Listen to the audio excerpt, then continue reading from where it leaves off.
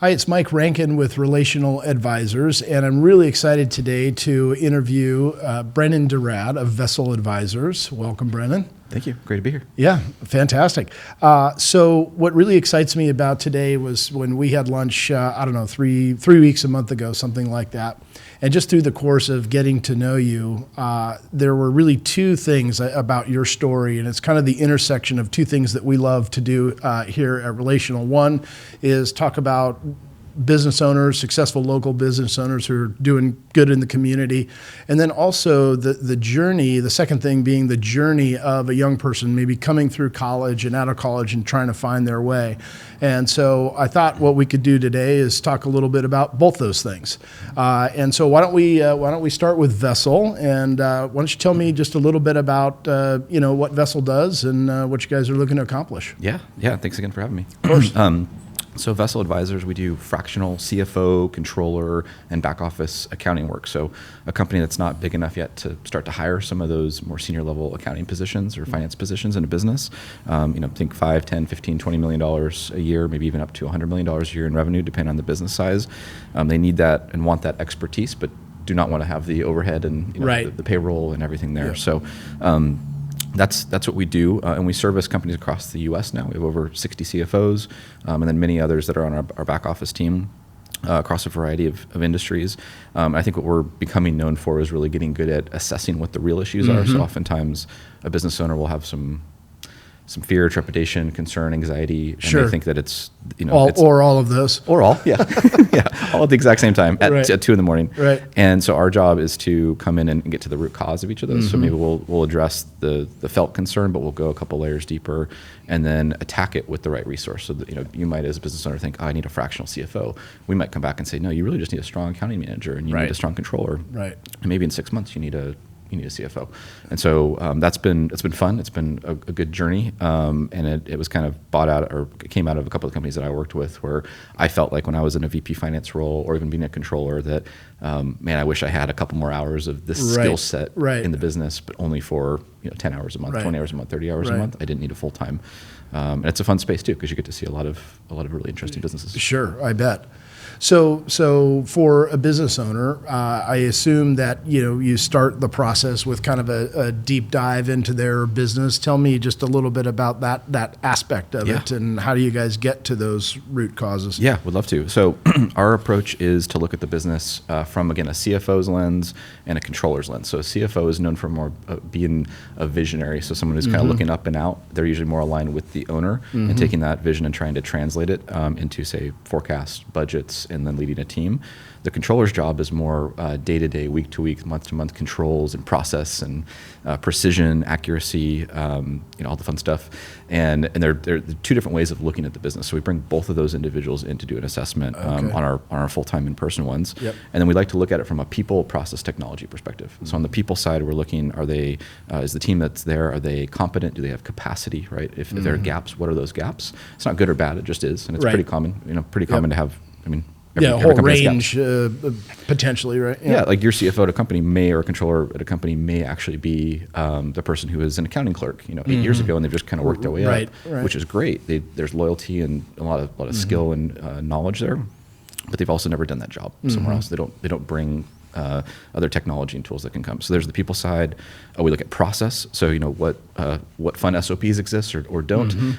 If the person who's in there left tomorrow, what happens? And SOP being standard operating procedure. Standard operating procedure. Yes. Yeah. Like some people call it a playbook or a policy manual. Which I imagine you find a lot of small to mid-sized businesses. It just doesn't exist. Yeah, it's stuck in somebody's head, or maybe it was done 3 years ago. Tim or Jenny, they know what they're doing, but if they go on vacation or leave, it's walks out the door with them. Well, that's a great example. So so the CEO is then the payroll manager. The CEO is then the accounting manager for those 2 weeks or for that week. And so we can do a lot there. And then on the third of people, process, technology is the technology side. Yeah. And so if you're in a company that has been doing things the way you've always been doing them, that's not necessarily a bad thing. Right. It's working, but you might be able to use some very basic fintech tools that we can implement.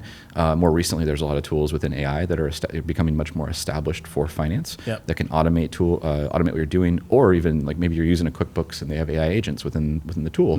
We'll help you set those up and ensure that they're actually working properly. Whereas, if everybody's just kind of showing up and doing their job, and there's nobody to have outside eyes on the business, it's hard to kind of pause and get out of the day-to-day and think about that. So those are the three things we do in the assessment. And what that turns into is recommendations. So we have these insights and these recommendations, and then at Vessel, what we'll try to do is dollarize them. So you'll get here's what we observed, here's what we recommend you do, and here's the dollar value of that change. And we think you can do it, right? Your team, this person is capable, they have capacity, give it to this accounting person. Your team doesn't have capacity, give it to Vessel, or there's so much to do, we actually recommend you hire someone full-time. And that happens quite a bit in our assessments too, where we're not even the right fit, because you've somehow skated along for a long time. Right. Yeah. Interesting. And so just looking back maybe over the last few months or in your experience, what are some of the things that kind of jump out that you see commonly? And, talk about those dollar amounts. Obviously, those are going to vary based on the size of the business. But what are some of the things that you see, that tend to be fairly common that jump out? Yeah. So super common, cash flow concerns and lack of forecasting. So a business owner is kind of winging it by the seat of their pants, and maybe that worked when they were smaller, but now the zeros keep getting added onto the business. And so payroll is that much bigger each week or every other week or twice a month. Those insurance payments, those vendor payments are so much bigger, and no one's really sitting there going, hey, for the next 13 weeks or for the next 90 days, what does cash look like on a weekly basis, just to have visibility. So that's probably 8 times out of 10 we come in and either look at that or improve upon what they're doing today. I think the other one is probably on the technology side. Most clients won't know what's available. They're using the same, they're still cutting checks, or they're still using a credit card they've had for 15 years. There's so many opportunities for business owners to automate and speed things up while also still getting your points and getting all the things that we love as business owners. So we can come and look at that. And if your spend levels are high enough, there's real money to be had. And that's where that dollar value comes, is we're not just saying make a change for the sake of making a change. There's a change there.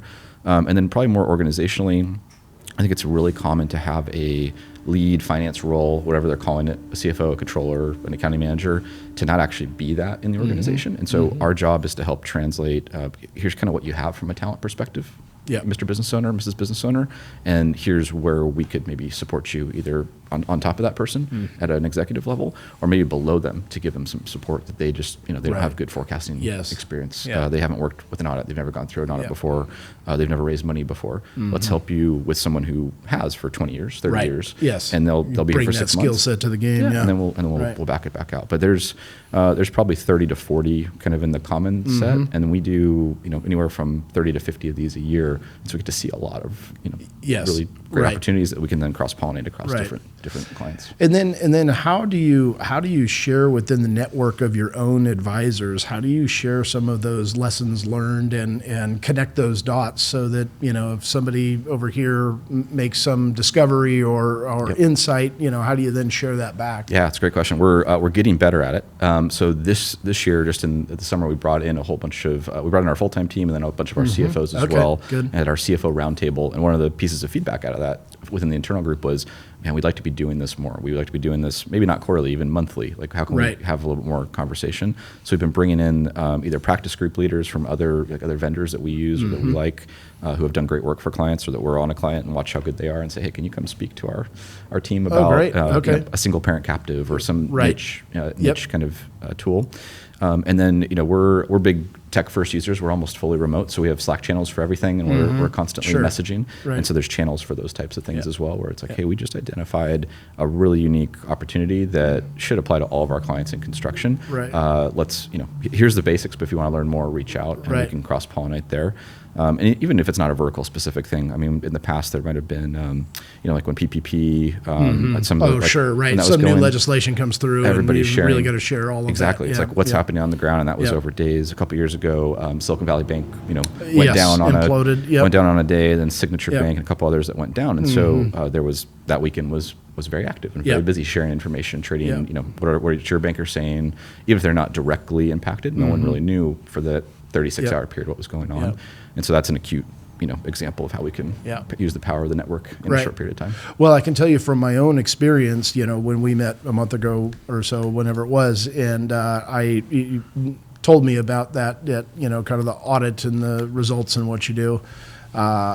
I signed up immediately because we started Relational 5.5 years ago, and what you said earlier that the zeros and the numbers keep growing, and so I did my interview. Still waiting for the results, which I think are going to be next week. So I can't wait for the hundreds of thousands of dollars that you're going to show me that I can improve on.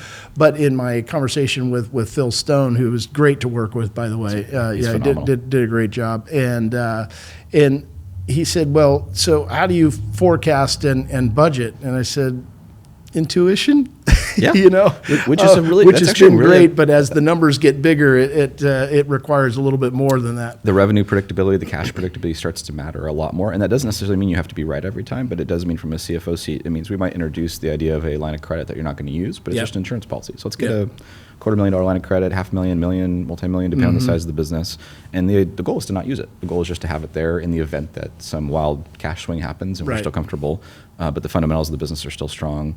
And I think all of our, like Phil's a great example of that. Of we're gonna get in, we're gonna dissect, we're gonna ask some questions, and if you don't know the answer, that's fine. That's normal. Like don't be ashamed of it. There's an element of vulnerability you have to bring to the table as a client, I think, to get the most out of it. Right? Absolutely, and I think we take that really seriously as a trusted advisor and someone who's being asked to hold a lot of sensitive information, confidential information. Sometimes when we get on a sales call, it's pretty common actually that person hasn't communicated some of the things they're sharing with us to maybe their spouse or their banker or their CPA because they just didn't know how to get the words out, and we're asking the questions in a little bit of a different form to hopefully get to a solution. It's not just to say here are all the things that maybe are wrong. It's you want to build a business that's not where it is today. You have a vision and a plan, and there needs to be a financial translation of that vision as well.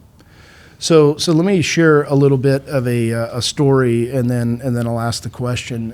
When I look back at the arc of my career and in starting in the insurance business and being in the employee benefit advisory business, I mean, yes, we do insurance, right? And you're in accounting services.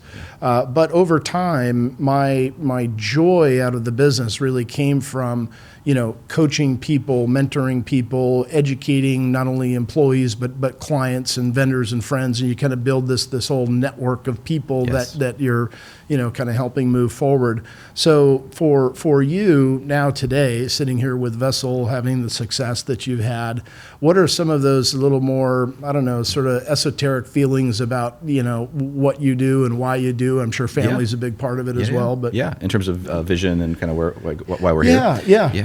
So kind of maybe two ways to answer that. One is personally, 9 years ago when this all got started, I had been working at a great startup, fast-growing startup up in Santa Barbara, and the only downside was it was all consuming, right? It was 6 in the morning until 6 at night. It was on email at night. It was working weekends. I remember pretty much every Sunday afternoon I was in the office with my team prepping for meetings and things on Monday, and that's if we weren't fundraising. So there was a season there where we had just had our youngest, our third, and I said, congratulations.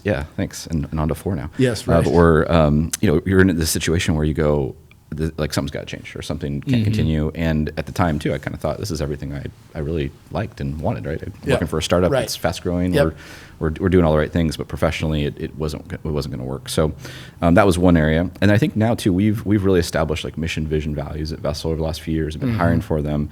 And ultimately what we're trying to do with the business owners is to give them clarity and confidence in their business from a financial seat. We want to lead them from chaos to control. And so when we're hiring and trying to bring people in, Phil's a great example, people that are used to being in that seat, that are comfortable in these seasons of transition and change, or hey, things are going pretty well, but we might want to shake it up a little bit to make it better, to make the jump. And so we hire aggressively for those types of skills, not just what looks good on a CV or resume, as many do.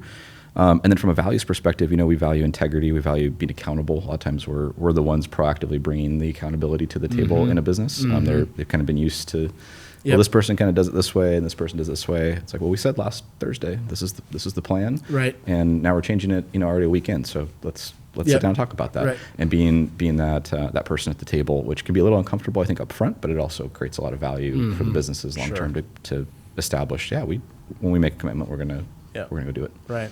Yeah. That's good. I love it. And so kind of the second element that I really wanted to dive into that really captured me when you were kind of telling about your origin story was your college experience. I think perhaps you had maybe worked for one of your professors, Yes. and then so share with me like that experience, and then how it evolved eventually into Vessel. Yeah. Thanks. It was a fun lunch conversation. I remember. So I feel really blessed because I got to go to a great college, and at that college they had your standard professors who were there, but then they had lots of adjunct professors. So you went to school in Santa Barbara, but you're not a gaucho. I mean, I'm not a gaucho. Okay, yeah, we'll right, get that out of the right, way. Yeah, okay, I thought we covered it at lunch, but okay, we'll get it out again. Yeah, I'm a warrior. But we. I was in economics business as a major, and that's the kind of the generic business major there. But many of the professors there were adjunct professors, so they were members of the business community locally. Many of them alum that were coming back and teaching. So there's law courses, accounting courses, marketing courses, real estate courses, and so as students we had the opportunity, especially as you get to like sophomore, junior, senior year, to take these classes. I had the great opportunity to work with Dave Odell, both as a student, accounting 101, 201, real estate accounting, all these different courses, and then I had the opportunity to intern in some of his companies. So he had multiple businesses in healthcare and real estate in Santa Barbara. Yep. That some of them are national, but they were headquartered in Santa Barbara. Okay. And so that was our my kind of foray into that, and kind of one of the pieces of advice I'll usually give to students is get as many internships as you can. Go meet as many people as you can, because it's a lot cheaper for me to learn that I don't want to do accounts receivable all day in an internship for 10 weeks than it is to, spend 3 years of your life and 2 of them in misery. First job. Wondering what you're supposed to do. It's not that it's bad. It's just, okay, that's not how my brain is going to be wired or how I'm going to be engaged. So the amazing thing there, though, is that Dave is a serial entrepreneur, but also a CPA. And so he had this really unique perspective of a rare combination. I think so. Yeah. I mean, it's we don't typically get we're not usually the outgoing quote unquote fun ones. But he had a ton of businesses when I got to work with him, and then added more and more. And so my evolution there from being in Santa Barbara, being at Westmont, was give me the opportunity to work full time in a couple of those companies right out of school, and to get opportunities that as those businesses grew, for me to be moved into a kind of like a GM or operations role, where I would just report in every week on here's what's going on with this entity, here's what we moved last week, here's where I'm stuck, here's the process. And I think that helped me realize over time, I kind of liked variety. I liked having a lot of different things. One company would be in healthcare, one would be a real estate project, one would be we did an MRI facility, we did a whole bunch of kind of looking back kind of random things. So that self-discovery moment for you, or series of moments, was I kind of like having multiple projects going at any one time, not just one thing that I'm repeating over and over and over again. Exactly. Yeah. It's like a lot of kind of balls in the air in a good way, and I want to keep all of them moving forward at a consistent timeline. And then so I was there for a period, and then I got to work for some other, and at that actual location, there were a couple technology startups and things that he was working on, even one of mine that was a startup that was in the technology space that I was kind of moonlighting on. And through all that, I said, well, I want to maybe focus a little bit more. I want to spend a little bit more time in tech and focus there. So I ended up getting a position at a technology company in Santa Barbara. And as that company was growing and growing, we were, I think, Inc. 12 or 13 that year. It's like the 13,000% 3-year growth rate. It sounds cool. It's not. It's scary. Scary and painful. It's there's a lot of processes, a lot of technology. But that job really taught me, okay, we can't just keep throwing people or like literal human resources at it, myself, my team. We can only work so many hours in a day. Right.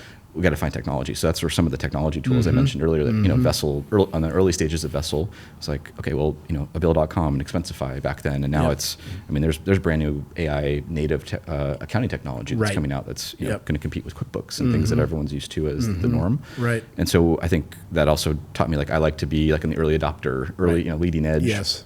Even if it's a little risky and maybe it's not the right fit for everybody. Perfect. Yeah, right. Yeah. I want to learn and I want to do that. So I think those are two kind of key pieces of evolution out of that, out of that job, getting to work with someone who had a accounting CPA mindset, like the diligence and the technical audit side, but also was very entrepreneurial. And then, getting to work in fast-growing startups, you have to reinvent yourself, because if you're growing 15% a month or 20% a month, everything breaks, every 3 to 6 months. You just can't continue to keep up with that pace. And so it forced me to go out and look at tools that many of them we use today at Vessel. Great. It's fun. It's really fun. It's been a fun evolution of, I think in our space, people don't think of accounting and finance maybe as the most exciting, entertaining. It's kind of a necessary Exotic, evil. yes. Right, it's like, right, hey, where's right. my report? But there's so much going on to speed up reporting, to allow folks in our space to be more analysts, more providing insight and recommendations as opposed to kind of quote unquote just doing points, the accounting, Right. because so much of the automation is coming down to the small business level. Yep. So when we take a step back and we look at your career over time, and if we take that kind of college and early 20s, mid 20s, what would be some of the elements of advice that you would give to somebody who's trying to kind of navigate that path? One I heard was, when you're in school, get as many internships as you can, as many touch points as possible. What are some of the other things when you look back on your journey that would come to mind you would share? Yeah, I think another one, I read a book called Never Eat Alone when I was in college, and it was a concept of just getting out and having coffee or having lunches and meeting with people. And it wasn't for necessarily a core purpose, but I think when you're in school, you can say, hey, I don't know what I'm going to do. Like, tell me more about your industry. Yes. I have an interest in 4 industries, meet with 5 or 10 people in every one. And if you're already still in school, your alumni networks usually are it's usually not a no, it's just a, when can you fit it in? Yep. So leverage that. But I think even coming out of it, maybe one of the best things about being in a relatively small town like Santa Barbara was this is there's like 6 coffee shops, so we can everybody kind of sees everybody. You can go sit down and meet with someone and probably bump into 2 or 3 others every day you're doing that. Make sure 2, 3, 4 days a week you're putting one of those in the calendar, and over time there's both a compounding of knowledge and then just some of the relationships. My best friends that I have still from school, go into that bucket, but also people that I had the pleasure of working with or that have become vessel clients, over time, are a result of coffees and meetings we had when there was no agenda. It was just to kind of get to know what's going on. Connect. So I think if that's hard for you, I'd say push yourself to get out of your bubble. Like it will be uncomfortable sometimes. It's not always a fit, so to speak. But we just had lunch a month ago, and we're having a great conversation. I wish we would have had 2 hours for that lunch. We had plenty to talk about. Well, it's so amazing you say that. Sorry to jump in, but like what you were just saying, a couple of things that just hit me like a lightning rod. One is you used the term of compounding of relationships, and that is something that I've talked about for years and believe in. Investments compound over time, but so do relationships. But you've got to start.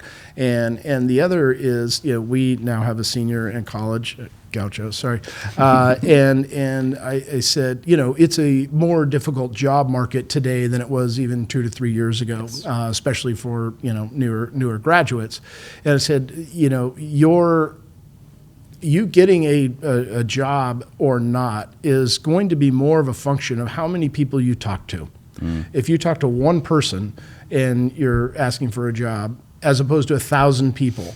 And so you think about that. It's the number of opportunities that you can overturn, and just that idea of networking. And for a lot of young people, college students, that's not a natural thing. They've been on email and they very social within their own groups, but breaking out of that can be scary and painful. Or even just asking for it. And as you're saying that, it reminded me of something. So when I was at Westmont, I thought I wanted to be in real estate development. I wanted to get a master's real estate development from SC and MRED. And I was going to go do that. The only trouble was, I think it was, I graduated in December of 2008. So it was right about the, on the record, maybe it would probably worked itself out. But the summer before that, I had a whole plan on how I was going to meet up with, I think it was 10, I think I literally had lunch with 10 different people that had been in the MRED program or were in the MRED program at SC. And that was the concept was, okay, if I can learn as much about what was good and bad, and then I have 10 people that potentially would at least say, yeah, he met with me, or there's a reference point, maybe that would help a little bit in my application if I was going to go there. Chose not to do it. So, but in retrospect, like that was you're taking shots. You're trying to figure out what's going on, and met some amazing people who, you stay maybe connect on LinkedIn, or you see each other at an event and go, oh, what's going on? And they're building the next huge thing in LA or Orange County or across the country. And it's just fun. I don't think there's a downside to going to meet people. Yeah, I told Billy, I said, you may not go into sales, but your first sale is getting a job. That means it's you, right? You need a pool and people to go talk to, and so that's great. Yeah, and I think, no matter what job you're into, just as another aside, even in our business, everyone's in sales. Everyone's whether you're doing the job and you're doing it well, you're selling because you're proving the model, or you're actually deemed as, hey, I have a quota and I got to bring in numbers. Exactly. So I think it's just a great skill set and probably a really good differentiator in the market. right now when so much of the data, research, information, it's at our fingertips faster and easier than it's ever been before. Automated, yeah. There's agents for, you design an agent for anything. Well, you can't necessarily do that for the relational connection that people are going to have. At least I hope not. Not in the near future. Right. Thanks for the plug, the relational connection. There you go. It actually, that's the whole reason it's selected the name.